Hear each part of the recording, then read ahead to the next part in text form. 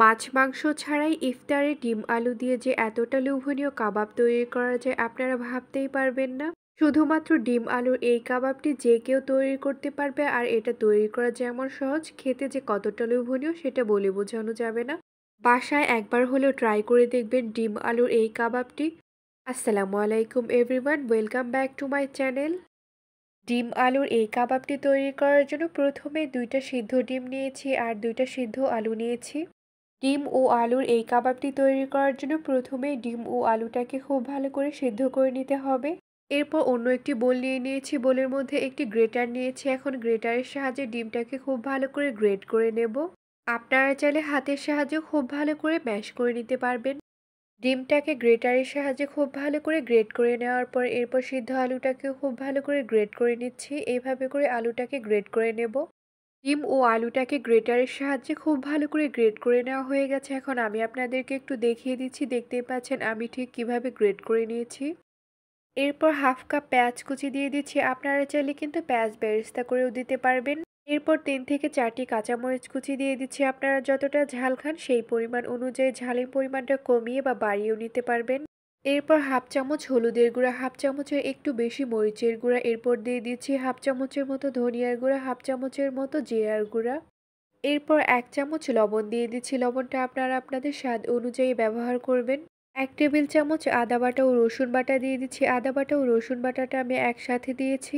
এরপর বাইন্ডিং এর জন্য হাফ কাপ বেসন দিয়ে দিচ্ছি। এরপর হাতের সাহায্যে খুব ভালো করে মাখিয়ে নেব। দেখতেই পারবেন যে মাখানোর পরে আঠালো একটা ডোয়ের মতো হয়ে গেছে।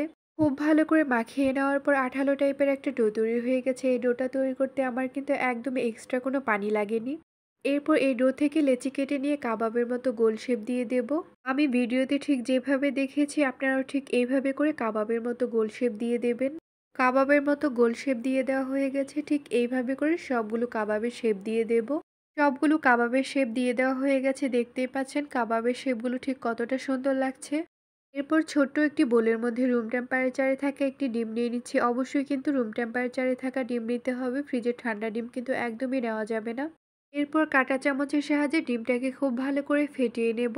এরপর সামান্য পরিমাণে লবণ দিয়ে দিচ্ছি। লবণ দিয়ে দেওয়ার পর ডিমটাকে আবারও খুব ভালো করে ফেটিয়ে নেব। ডিমটাকে খুব ভালো করে ফেটিয়ে নেওয়ার পর এরপর কাবাবটা এই ডিমের মধ্যে দিয়ে দিচ্ছি। এরপর কাবাবটাকে ডিমের মধ্যে এভাবে করে গড়িয়ে নেব।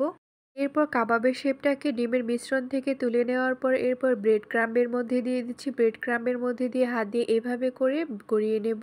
হাতের সাহায্যে কাবাবের মধ্যে ব্রেড ক্রাম্বটাকে এভাবে করে গড়িয়ে গড়িয়ে চেপে চেপে লাগিয়ে দেব। আপনাদের ঘরে যদি ব্রেড ক্রাম্বটা না থাকে তাহলে টোস্ট বিস্কুটের গুঁড়া দিলেও হবে, অথবা বিস্কুটের গুঁড়াও দিতে পারেন।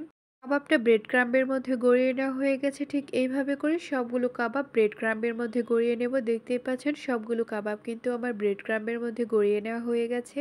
এরপর চুলায় ফ্রাই প্যান বসিয়ে দিয়েছি। ফ্রাই প্যানে পরিমাণ মতো তেল দিয়ে দেওয়ার পর তেলটাকে খুব ভালো করে গরম করে নিয়ে এরপর কাবাবগুলো এই তেলের মধ্যে দিয়ে দিচ্ছি।